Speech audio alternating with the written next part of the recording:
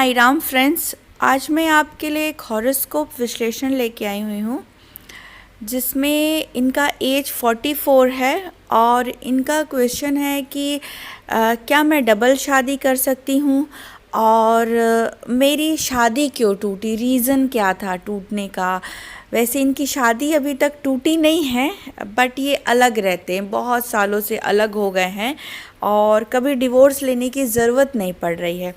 तो रीज़न क्या है, रीज़न क्या हुआ कि हम लव मैरिज किए थे और इन्होंने अपने फैमिली के अगेंस्ट जाके लव मैरिज किया था और फिर उसने क्यों मुझे धोखा दिया और क्यों ऐसा हुआ, ये भी ये जानना चाहती हैं। और दूसरा, क्या मैं दूसरी शादी करूं। इस बीच कई लड़के इनके फ्रेंड सर्कल में बने बट वो शादी तक कन्वर्ट नहीं हो पाया। तो क्या आगे आपको लगता है, और है तो प्लीज़ बताइए, नहीं है तो वो भी बताइए। तो चलिए स्टार्ट करते हैं।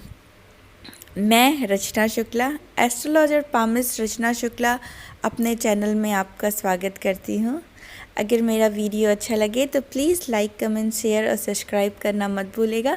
वीडियो पूरा देखिएगा, बहुत अच्छा इंटरेस्टिंग है, सीखने के लिए ज़रूर देखिएगा। चलिए स्टार्ट करते हैं। सबसे पहले मैं यही बताती हूँ कि कुंडली दो प्रकार की बनती है।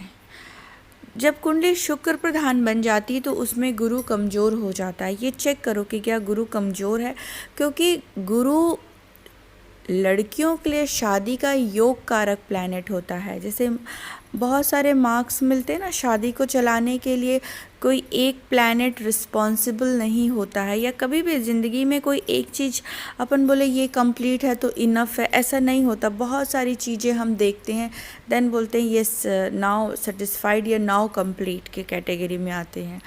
वैसे ही कोई एक चीज़ कंप्लीट कैटेगरी का नहीं होता है, तो उसमें सबसे बड़ा जो कॉज होता है गुरु भी होता है, जिसको हम कभी भी डिनाई नहीं करेंगे, हमेशा उसको चेक देखेंगे कि क्या गुरु कमज़ोर है। दूसरा, सप्तम भाव जो शादी के लिए रिस्पॉन्सिबल है वो चेक करेंगे कि उसकी पोजीशन कैसी है। उस घर में जो राशि उदित हो रही है उसकी पोजीशन कैसी है, कहाँ पर बैठा है, किसके साथ बैठा है, कौन है वो, और उस घर में कौन बैठा है, किसकी दृष्टि है और किसके साथ आस्पेक्ट है। बहुत सारी चीज़ें देखने के लिए होती है। बट चलिए स्टार्ट करते हैं। सबसे पहले यही कि आप घर को समझ लीजिए। ये फर्स्ट हाउस होता है, ये सेकंड हाउस होता है, third house, fourth house, fifth, sixth, 7, 8, 9, 10 और 11। ये 7th हाउस होता है जो कि शादी का घर होता है, हस्बैंड का घर होता है, या फिर आपके लाइफ पार्टनर का या कोई भी पार्टनरशिप का, इसको घर कहते हैं। मैं इरेज कर दे रही हूँ। अब ये फर्स्ट हाउस है आपका। फर्स्ट हाउस 2 नंबर वृषभ लगन की कुंडली बनती है। यहाँ पर वृषभ लगन की कुंडली बन रही और लग्न में ही केतु और सूर्य का यहाँ पर ग्रहण योग बना हुआ है। लग्नेश जाके यहाँ पर आपके 12वें घर में बैठे हुए हैं। ये 12वें घर में लग्नेश जाके, जब भी 12वें घर में बैठते हैं लग्नेश, तो व्यक्ति कमज़ोर हो जाता है, वो उतना मजबूत नहीं होता, क्योंकि लग्नेश की मजबूती आपकी पर्सनैलिटी को रिप्रेजेंट करती। हेल्थ कमज़ोर कर देता है, विदेश योग बना देगा कि आप विदेश में रहेंगी अपने घर परिवार सबको छोड़ के। एक रीज़न और बन जाता है कि आप विदेश में रहेंगी। एक विदेश योग के लिए भी बनता है कि अगर लग्न 12वें भाव में तो भी विदेश में रहने का भी योग बनता है। और लग्न कमज़ोर हो जाता है, इट मीन व्यक्ति कमज़ोर हो जाता है, उतना स्ट्रॉन्ग नहीं रह पाता, चाहे वो हेल्थ से या उसकी पर्सनैलिटी से या बहुत सारे एंगल से देखेंगे। जो विनिंग कैपेसिटी है या किसी से लड़ने से कि वो खुद हार जाएगा या हार मान के दूर हो जाएगा, बहुत सारे रीजंस इसके लिए लिख लेंगे। तो यहाँ लग्नेश पर शुक्र 12वें भाव में भी अच्छे माने जाते हैं, इसलिए ठीक है, बट ये कमज़ोर कर देते हैं व्यक्ति को। सूर्य और केतु का ग्रहण योग बना हुआ है।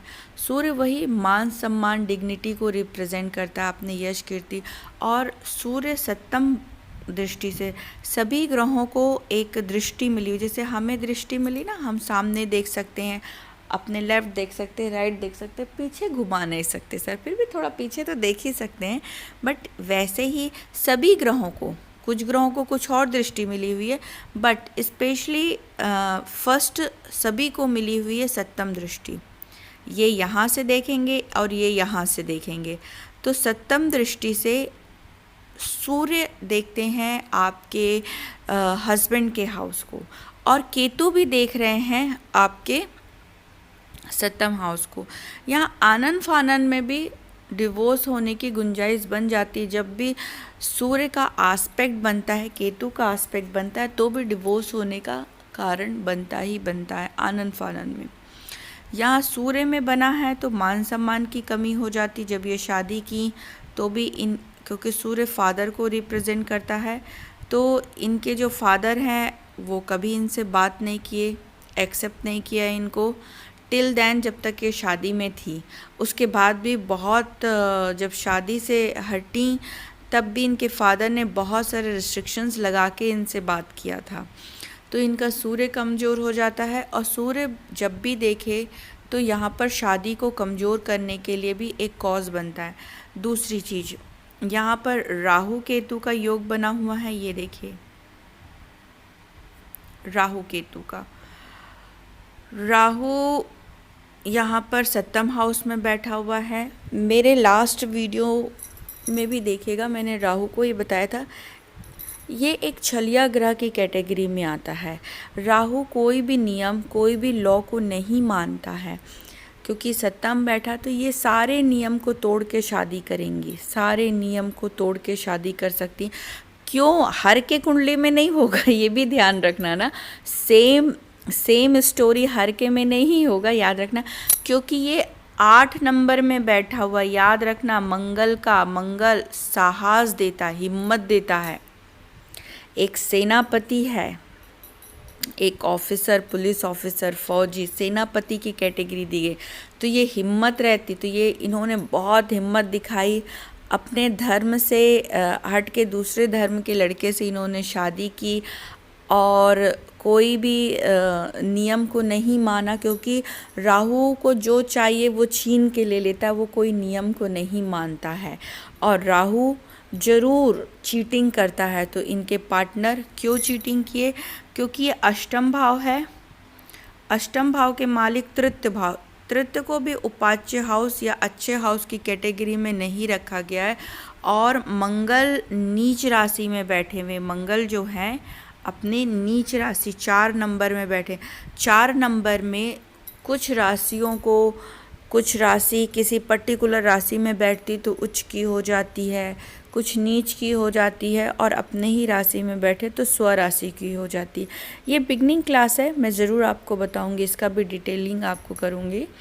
बट मंगल जब 4 नंबर में बैठता है या चंद्र 8 नंबर में बैठते तो दोनों नीच के, एक दूसरे की राशि में बैठते तो नीच के हो जाते। यहाँ मंगल नीच के हो गए, मतलब इनके पति मंगल ऊंचे पूरे रहे होंगे। ये सुंदर बैल की तरह, क्योंकि वृषभ है तो बैल की तरह एक बार काम को खड़ी हुई तो करेगी, बैठी है तो बैठ जाएगी, बहुत गोरी सुंदर इस तरह का रहेगा। पैसे से बहुत लगाव होता है वृषभ को, पैसा इनके पास बहुत होता है। मंगल बहुत ऊंचा, पूरा हाइटेड, अच्छी पर्सनैलिटी वाला, पर नीच का होने की वजह से नीचता की हरकत दिखाया। और जब शादी में था तो उन्होंने बहुत गलत काम किए, जिसके कारण शादी नहीं चल पाई और दोनों अलग हो गए। अभी तक डिवोर्स तो नहीं हुआ है, पर वो डिवोर्स ले या नहीं ले कोई मायने नहीं रखता, क्योंकि कोई एक दूसरे को बोलने नहीं आएगा कभी भी। तो यहाँ पर हस्बैंड नीचता की हरकत क्यों किए? क्योंकि राहु भी बैठे थे और मंगल थे स्वामी, इनके शादी के हस्बैंड जो थे वो मंगल थे, और मंगल नीच राशि में बैठे थे। तृतीय हाउस भी इफेक्टेड होता है, कोई अलग हाउस में बैठेंगे तो उसका मतलब भी अलग हो जाएगा, पर तृतीय हाउस में बैठे थे, इसीलिए यहाँ नीचता की का हरकत दिखाए। और राहु बैठा हुआ था इसीलिए इन्होंने सारे नियम बंधन को तोड़ के सारे अगेंस्ट होके उनसे शादी किया और ये शादी नहीं चल पाई। ये तो इनका पहला रीज़न था शादी। और अब इनका है कि मैं दूसरी शादी करूं कि नहीं करूं, वो चेक करते हैं। ठीक है, मैं इसके लिए आपको जाती हूँ इनका महादशा दिखाने के लिए। एक मेरे पास हॉरोस्कोप अभी सेम यही आया है। एज शायद वो भी 43 या 44 अराउंड होंगी, शायद तक का 42 या 43 की होंगी। अभी मैंने उनको प्रेडिक्शन नहीं दिया है, पर सेम उनका भी हॉरोस्कोप बना है और पर उन्होंने दूसरी शादी की है और अपनी दूसरी शादी में उनको प्रॉब्लम हो रहा है, इसलिए वो हॉरोस्कोप आया। मैं भी उसको आपके सामने लेके आऊँगी और एक्सप्लेन करूँगी। बट सेम कुंडली बनती है, वो भी वृषभ लग्न की है, सेम मंगल है। उनकी भी पहली शादी में भी यही प्रॉब्लम, मैंने प्रेडिक्शन दिया है, अभी एक बार का दिया, क्योंकि मैं पहले लोगों से पूछती नहीं हूँ, मैं खुद पहले इंट्रोडक्शन देती हूँ। अब मैंने बताया तो उन्होंने बताया यस आप सही हैं, बट मेरा अभी का क्वेश्चन ये है कि क्या मेरी दूसरी शादी में मैं रहूं कि इसे छोड़ दूं, यही था। तो उसको मैं प्रेडिक्शन दूंगी उस समय जब, क्योंकि मैं भी अभी उनका बाकी का नहीं दी हुई हूँ। चलिए इनकी महादशा देखते हैं।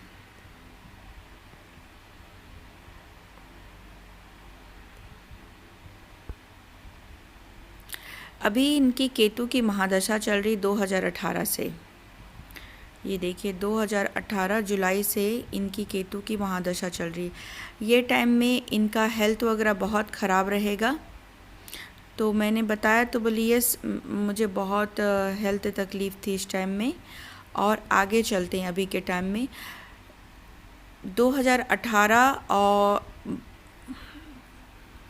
दिसंबर 2018 से लेके इस टाइम में कोई इनको मिला था ज़रूर, बट मैंने कहा उनका क्वेश्चन वही था क्योंकि शुक्र का इफ़ेक्ट था, तो कोई मिला था तो क्या वो लड़के से मेरी शादी हो पाएगी, ये वही क्वेश्चन था।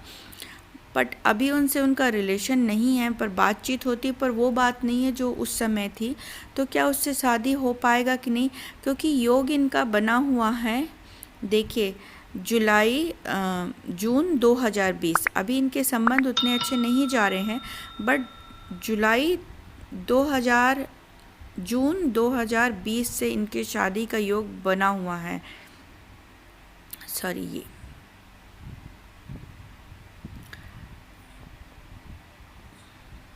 इनको एक लड़का मिला है अभी। दिसंबर 2018 से अच्छी फ्रेंडशिप चलती आ रही है और ये इस टाइम में ये शादी का योग बनता है इनका। 2021 जनवरी से जून के बीच में इनकी शादी का योग बन रहा है, इसीलिए इनको ये लड़का भी मिला है। बट मैं इनको सलाह दूंगी क्योंकि ये वेल सेटल्ड हैं अपनी लाइफ में और काफ़ी स्ट्रिक्ट भी हैं अपनी लाइफ में, बहुत स्ट्रिक्ट नेचर है। अब क्योंकि शुक्र है ना, शुक्र पेशेंस देता है, कोऑपरेट कराता है, इनमें वो क्वालिटी नहीं है। और इनके कोई बच्चे भी नहीं, क्योंकि इनका हेल्थ भी सही नहीं रहता है, तो इनको बच्चे भी नहीं हैं। पर ये वेल सेटल्ड हैं, पर ये उस तरह की नहीं है कि ये कोऑपरेट कर पाए। मैंने इन्हें बताया तो बोली हाँ मैं किसी को कोऑपरेट नहीं कर सकती हूँ, मैं अपने ही लाइफ अपने जीवन के शर्तों के हिसाब से जीना चाहती हूँ।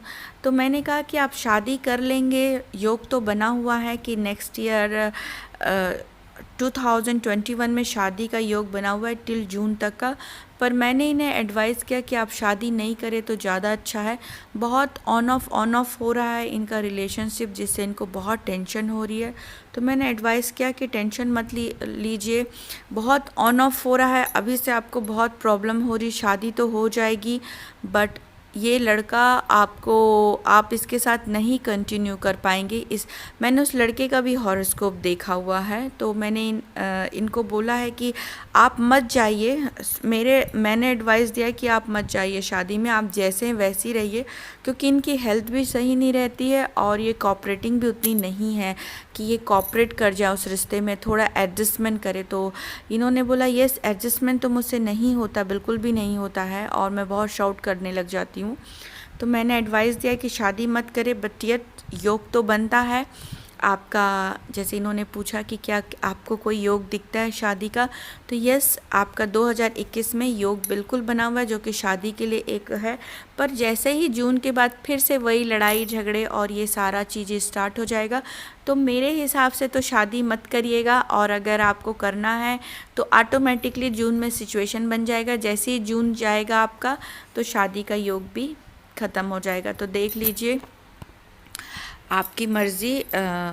पर इन्होंने कहा है कि मैं आपके हिसाब से ही चलूँगी, क्योंकि आपका बहुत अच्छा लगा मुझे सारा कुछ, तो मैं आपके हिसाब से ही चलूँगी। मैं शादी पे नहीं जाना चाहूँगी, क्योंकि मैं भी टॉलरेट करने के कंडीशन में नहीं रहती हूँ। मुझे बहुत हर्ट हुआ है फर्स्ट टाइम भी, और 2-3 बार ऐसे सिचुएशन बने, और अभी भी ये सिचुएशन में मुझे हर्ट ही हो रहा है। तो मेरे हिसाब से तो आप शादी मत करिए, आप ऐसे ही रहिए, क्योंकि आपके लिए अच्छा रहेगा। नहीं तो वही रिलेशनशिप मैनेज कर पाना इनका, क्योंकि सिर्फ आप हॉरोस्कोप देख के किसी का प्रेडिक्शन नहीं कर सकते हैं, उनकी जेनेटिक भी देखनी पड़ती है, उनकी जेनेटिक कैसी है और उनका नेचर कैसा है, सारा कुछ समझना होता है, तभी आप किसी को एडवाइस दे सकते हो। और मैं सिर्फ हॉरोस्कोप देख के एडवाइस नहीं देती हूँ, मैं उनकी जेनेटिक, उनका पाम, उसका पूरा न्यूमरोलॉजी के से हिसाब से सारा चीज़ चेक करती हूँ, तभी मैं प्रेडिक्शन देती हूँ। तो मेरे हिसाब से ये शादी करना आपके लिए सही नहीं होगा। तो इन्होंने तो खैर माना है, आप लोग क्या बोलते हैं ज़रूर बताइएगा। कई एस्ट्रोलॉजर्स हैं जो मुझे इनबॉक्स करते हैं, अपनी ओपिनियन देते हैं, तो आप लोगों को क्या लगता है ज़रूर बताइएगा। Thank you so much. अगर मेरा वीडियो आपको अच्छा लगा हो तो प्लीज़ आप लाइक, कमेंट, शेयर और सब्सक्राइब करिएगा। Thank you so much. God bless you all.